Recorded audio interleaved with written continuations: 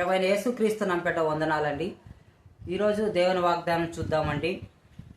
ఎంతమంది అయితే ఈ దినమున అనారోగ్యం పాలై ఉన్నారో, హాస్పిటల్లో ఉండవచ్చు, ఎక్కడ మీ స్థితి ఏమైనప్పటికీ, ఎలాంటి పరిస్థితుల్లో ఉన్నప్పటికీ అధైర్యపడద్దండి, భయపడకండి. ఈరోజు దేవుని వాక్యం ద్వారా మీతోనే మాట్లాడబోతున్నాడు. రండి దేవుని వాగ్దానం చూద్దామండి. ఒక్క నిమిషం ఆగండి. మన ఛానల్ లైక్ చేయండి, సబ్స్క్రైబ్ చేసుకోండి. మరిన్ని ప్రార్థన వాగ్దానాలు మీకు వస్తాయి. లైక్ చేసి సబ్స్క్రైబ్ చేసి సపోర్ట్ చేయండి ప్లీజ్. రండి వాగ్దానం చూద్దాం.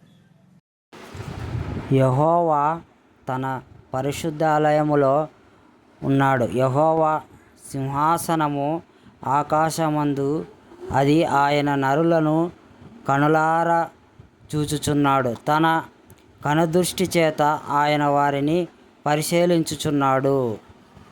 అవును ప్రియులారా, మనము ఈ దినమున ఎన్నో బాధలతోనూ, ఎన్నో ఇబ్బందులతోనూ, ఎంతో అనారోగ్యం పాలై ఉన్నాము. నాకే ఎందుకు ఇదంతా జరుగుతూ ఉంది, దేవుడు ఉంటే ఇలా జరిగేదా, నేను యథార్థంగాను ఎప్పుడు దేవునిలో గడుపుతూ ఉంటాను, నాకే ఎందుకు ఇలా జరుగుతుందని దిగులు బాధపడుతున్నావా? అయితే దేవుడు అదే అంటున్నాడు. ఆయన మందిరంలో నుండి, ఆకాశము సింహాసనం నుండి మనల్ని పరిశోధిస్తున్నాడు. ఆయన మనల్ని చూస్తున్నాడు. ఆయన కనుదృష్టి ఎప్పుడు మన మీదే ఉంటుంది ప్రియులారా. ఆయన మనం చేయి విడిచేవాడు కాదు.